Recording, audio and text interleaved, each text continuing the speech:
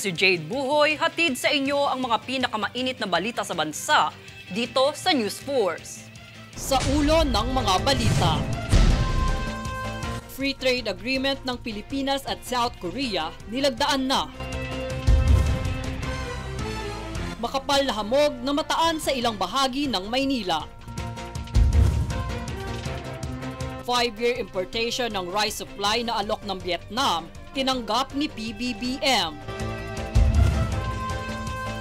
DepEd nagbabala sa publiko ukol sa fake memorandum na kumakalat online. FDA nagbabala ukol sa pagbili ng mga hindi rehistradong produkto.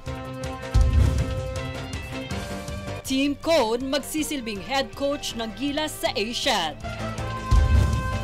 Patas at pantay na balita, komprehensibong ulat para sa pulso ng masa. Ito ang News Force.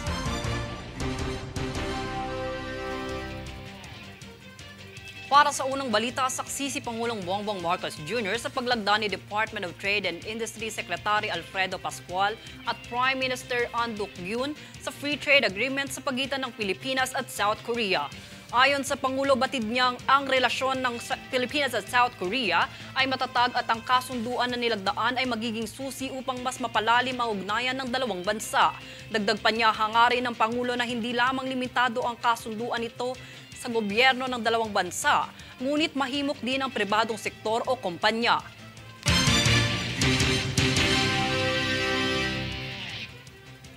Sa ibang balita naman, halos matakpan ang ilang gusali sa ilang bahagi ng Maynila na dulot ng namataang makapal na hamog. Ikinababahala ng publiko ang maaaring dulot nito ay polusyon sa Metro Manila, ngunit sinabi ng Philippine Atmospheric, Geophysical and Astronomical Services Administration o PAGASA na ito ay itinuturing na thermal inversion, isang meteorological phenomenon na nangyari kapag mas mainit ang temperatura sa atmosphere kumpara sa surface o sa lupa na nagre-resulta sa low visibility. Paglilinaw pa ng PAGASA, hindi rin umano ito dapat ikabahala sapagkat karaniwan na itong nangyayari at wala umanong masamang epekto sa kalusugan. Alinsunod sa paghikayat ng Department of Health sa mga ina na magpapa-breastfeeding, nagsagawa ang ahensya ng isang seminar para sa karagdagang kaalaman ukol rito. Tunghayan ang buong detalye sa ulat ni Princess Castro. Nagsagawa ng isang seminar ang Department of Health o DOH kasama ng House Representative Gender and Development Focal Point System o GOD-FPS alinsunod sa pagsusulong ng higit na kamalayan hinggil sa kahalagaan ng pagpapasuso, kung saan ito ay isang paraan upang mabigyan ang mga sanggol at maliliit na bata ng pinakamahusay na paraan ng nutrisyon at natural na proteksyon. Ang seminar ay pinamagatang Breastfeeding at Work Works na ginanap kahapon sa House of Representatives, kung saan ito ay isang patunay na hindi natitinag ang pangako ng Kamara na itaguyod at pangalagaan ang kalusugan, kagalingan at mga karapatan ng mga nagtatrabahong ina at kanilang mga sanggol o maliliit na bata. Dagdag pa rito, layon nitong mabuksan ang kamalayan at madagdagan ang kaalaman ng mga ina hinggil sa benepisyong hatid nito sa sanggol nila. Ayon kay GOD-FPS Co-Chairperson at Deputy Secretary General for Legal Affairs Department na si Atty. Ana Luna Chura, ang breastfeeding ay isang pangunahing karapatan na nakapaloob sa Expanded Breastfeeding Promotion Act of 2009 o Republic Act No. 10028. Sa ilalim ng batas, nakikinabang ang sanggol at ang ina, gayon din ang ospital at ang bansang nagpapatupad ng pagsasanay. Dahil dito, pamumunuan ni Speaker Martin Romualdez ang pag-a-upgrade ng 4 na lactation stations sa Batasan Complex para mapangalagaan ang karapatan ng mga empleyadong nanay na nagpapasuso. Princess Castro, nag-uulat para sa One Media Network.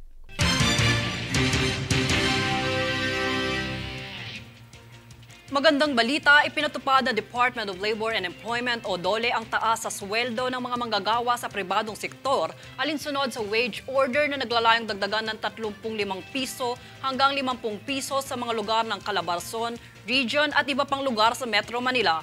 Ayon naman sa National Wages and Productivity Commission, may karagdagang 89 na piso naman sa lungsod ng Calaca at Carmona dahil sa pagkilala ng mga ito bilang component cities. Ang nasabing dagdag sweldo ay inaasahang makakatulong sa pagresolba ng issue sa wage distortion upang mas mapainam ang kalidad ng buhay ng mga minimum wage workers.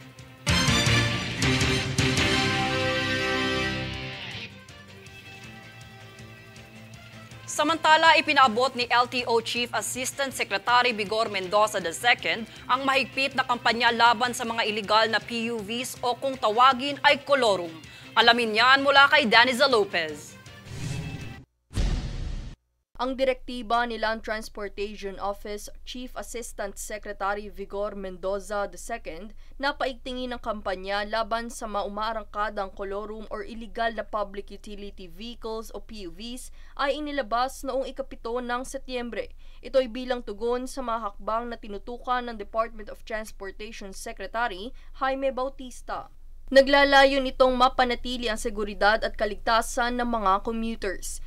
Giit ni Mendoza, ang mga may permit lamang ang dapat na pahintulutan mag-operate. Dagdag pa niya, matagal na issue na ang mga kolorum na patuloy nag-ooperate kahit ipinagbabawal ito. Ipinunto niya na sa hindi pagsunod ng panuntunang pangkaligtasan ay walang kasiguraduhan ang seguridad ng mga pasahero sa pagsakay sa mga kolorum. Paliwanag pa niya na nararapat lamang pagtuunan ito ng pansin ng ahensya pagkat buhay ng mga pasahero ang nakasalalay. Sa direktiba ni Mendoza sa mga regional at districts offices ng LTO, nararapat na magkaroon ng intensibong hakbang at operasyon kaya't inilahad nito na kinakailangan din ng tulong o suporta sa iba pang ahensya.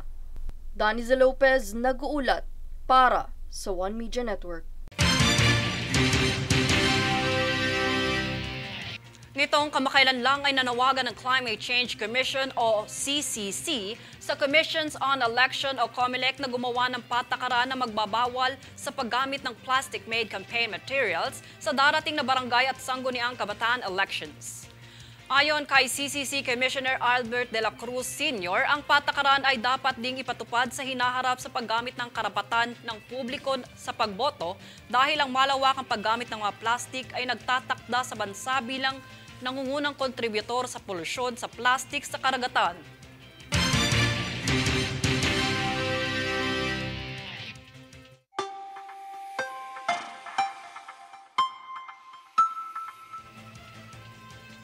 Sa ating ulat panahon, patuloy na maghahatid ng ulan ang habagat sa kanlurang bahagi ng Hilaga at gitnang Luzon.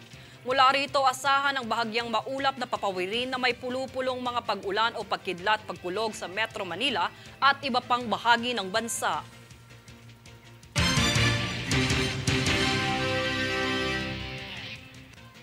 Susunod sa News Force. 2023 Peace Research Conference inilunsad ng OPATPRO. DFA nagtala ng mataas na bilang ng aplikasyon sa passport. 5-year importation ng rice supply na alok ng Vietnam tinanggap ni PBBM.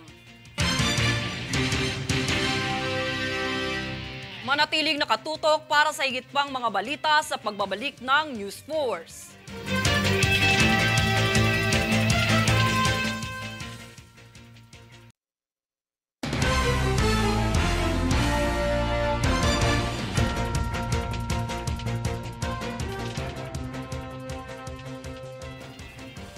Dahil sa layuning maisaayos ang mga programa para sa bansa upang makabangon sa epekto ng pandemya, pinasalamatan ni Pangulong Bongbong Marcos Jr. ang World Bank. Narito ang ulat.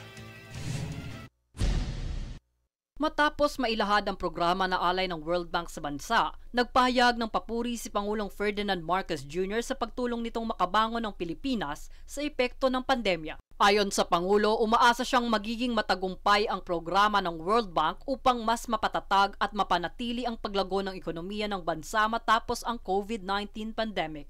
Ibinida din ni Marcos ang pagpapaunlad ng World Bank sa mga lugar sa Mindanao sa pamamagitan ng pagsulong sa sektor ng agrikultura at pagpapatupad ng seguridad sa mga probinsya nito. Bahagi din na nasabing pahayag ang pag-asang unti-unting maiangat ang kalidad ng buhay sa bansa, partikular na sa mga kabilang sa maralitang pamayanan. Jade Buhoy, nag-uulat para sa One Media Network.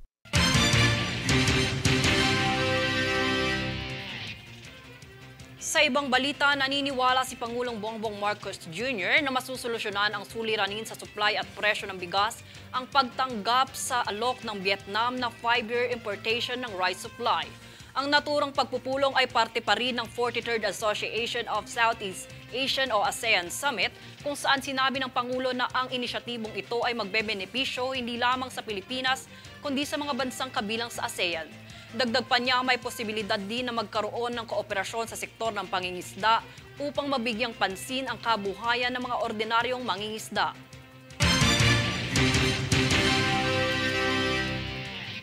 Sa hangaring mapabilis ang proseso ng kalakalan sa pamamagitan ng legal na paraan, nakipag-ugnayan ang Malaysian Chamber of Commerce and Industry Philippines sa Anti-Red Tape Authority upang lagdaan ang Memorandum of Agreement sa Malaysian Embassy sa bansa.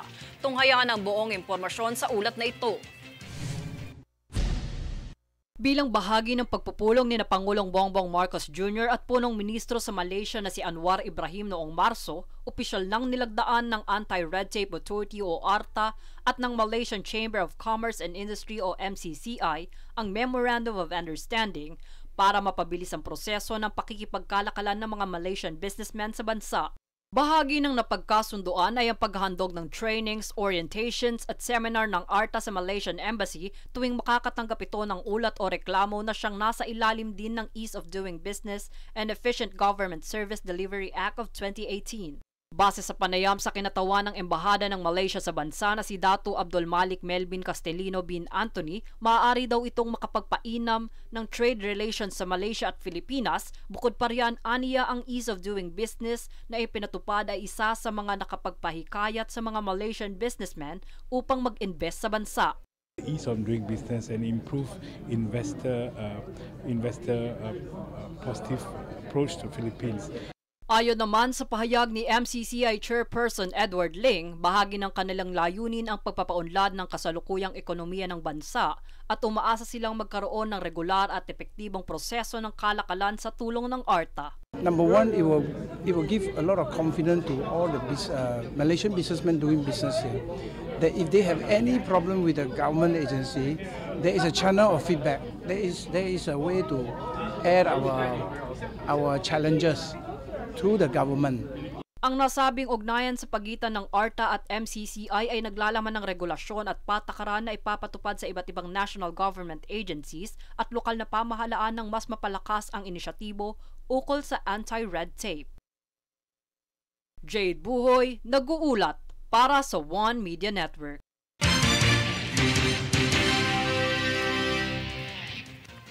Samantala, inilunsad ng Office of the Presidential Advisor on Peace, Reconciliation and Unity o PAPRO ang 2023 Peace Research kamakailan kasabay ng pagdiriwang ng National Peace Consciousness Month. Sa temang kapayapaan, responsibilidad ng bawat mamamayan, binuksan ni PAPRO Undersecretary Isidro Purisima at ipinagmalaki ang patuloy na pagganda ng sitwasyon ng kapayapaan sa bansa.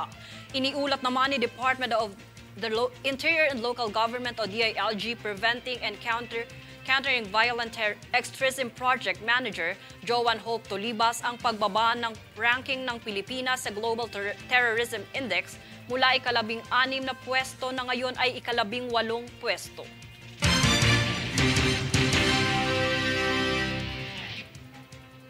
Kamakailan lamang ay lumahok ang Philippine Coast Guard o PCG sa Third Quarter National Simultaneous Earthquake Drill o NCED sa National Headquarters Port Area, Manila. Nagsagawa rin ang mga tauhan ng PCG ng search and rescue operations, firefighting at building inspection. Ang nasabing gawain ay naglalayong suportahan ng kampanya ng National Disaster Risk Reduction Management Council na pataasin ang kamalayan ng publiko sa pagtugon sa mga emergency at sakuna.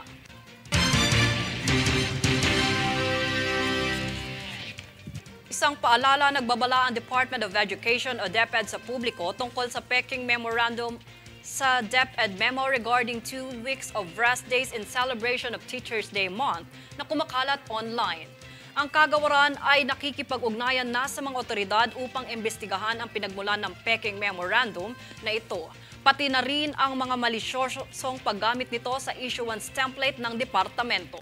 Pinaalalahanan ng DepEd ang lahat na manatiling mapagbantay laban sa maling impormasyon. Para sa mga opisyal na anunsyo at impormasyon ng departamento, kumuha ng impormasyon mula lamang sa mga lehitimong source at plataporma ng mga ahensya ng gobyerno.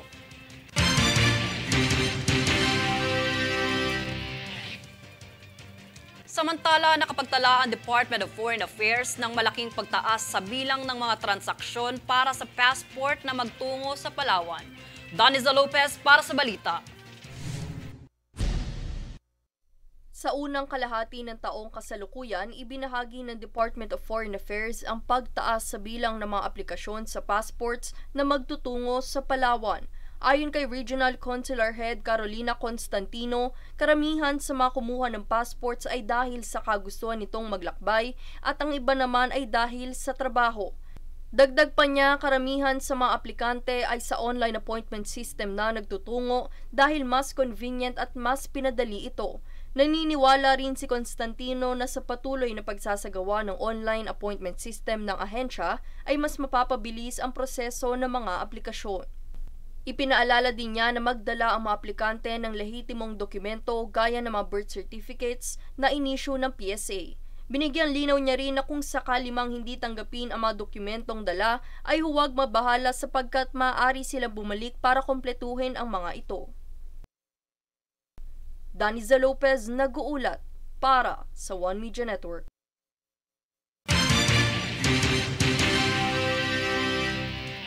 Susunod sa News Force. AFP NOLCOM patuloy ang pagsasanay sa pistol marksmanship para palakasin ang shooting proficiency ng mga sundalo. FDA nagbabala ukol sa pagbili ng mga hindi rehistradong produkto. Lead cast ng nag-aapoy na damdamin nagbahagi ng mga dapat abangang eksena. Manatiling nakatutok para sa higit pang mga balita sa pagbabalik ng News Force.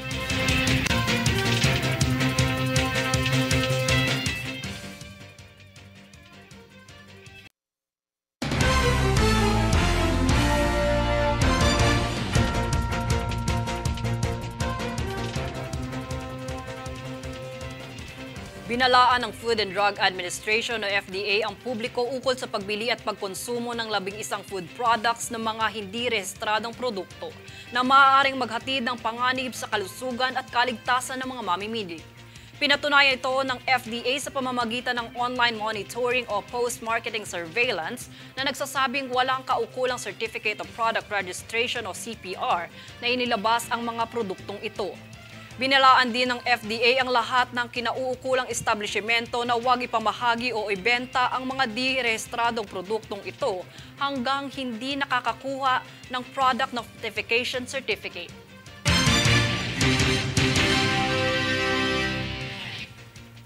Sa ibang balita naman, upang mas palakasin pa ang shooting proficiency ng mga sundalo, nagsagawa ng pagsasanay ang AFP Northern Luzon Command o NOLCOM sa Camp Aquino Integrated Pistol and Rifle Firing Range.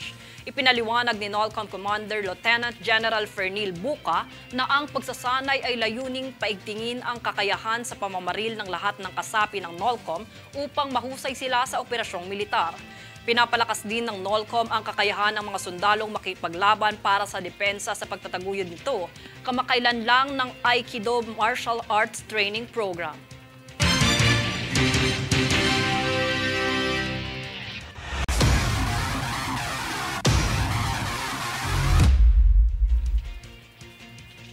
Inanunsyo na ng Gilas Pilipinas na si Team Cone ang magiging head coach ng pambansang koponan para sa 19th Asian Games ngayong taon. Ang kompetisyon ay magaganap sa ika-23 ng Setyembre hanggang ika-8 ng Oktubre sa Guangzhou, China. Matapos ang higit 2 dekada, ito ang muling pagsabak ni Cone sa Asian, kung saan nakamit ng pambansang koponan ang tansong medalya noong taong 1998. Samantala, ibinigay naman ni Coach Chot Reyes ang buong suporta at basbas kay Cone para sa pamumuno sa Gilas.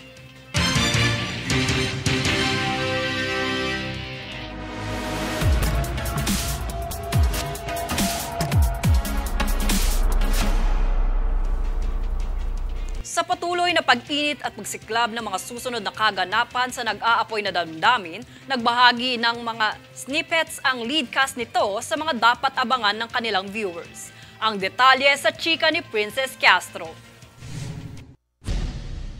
Sa nalalapit na pagkikita-kita ng power couples ng Team Salazar at Team Buencamino, painit na ng painit ang bawat eksena sa nag-aapoy na damdamin.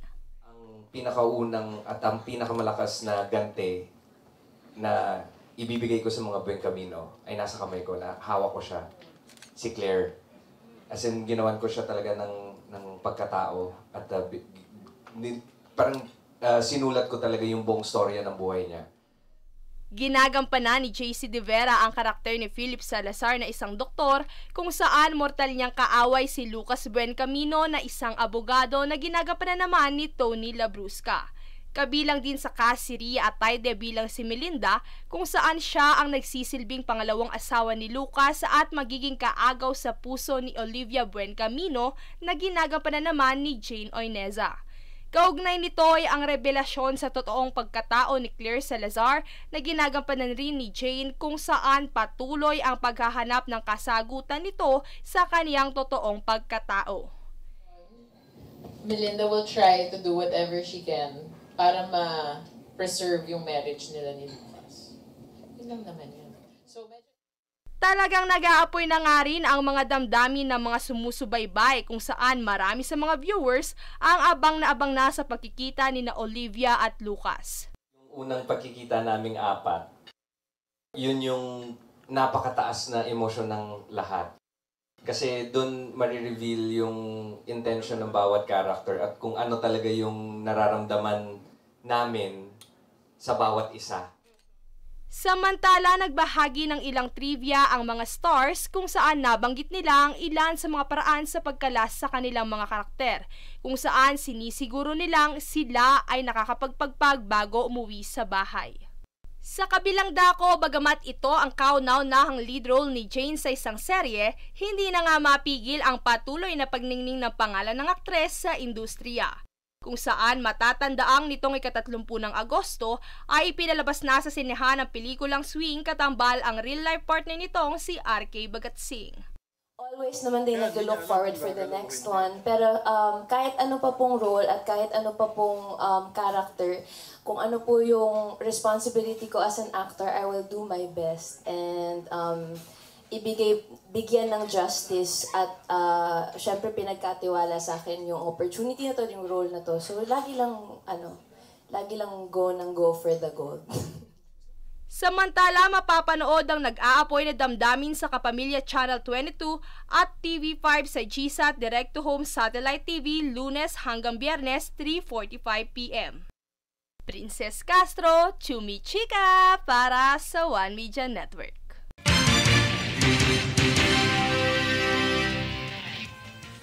At narito ang recap ng mga nagbabagang balita ngayon. Sa ulo ng mga balita. Free trade agreement ng Pilipinas at South Korea nilagdaan na. Makapal na hamog na mataan sa ilang bahagi ng Maynila. 5-year importation ng rice supply na alok ng Vietnam tinanggap ni PBBM. DepEd nagbabala sa publiko ukol sa fake memorandum na kumakalat online. FDA nagbabala ukol sa pagbili ng mga hindi rehistradong produkto. Team Code magsisilbing head coach ng Gilas sa Asiad. Patas at pantay na balita, komprehensibong ulat para sa pulso ng masa. Ito ang News Force.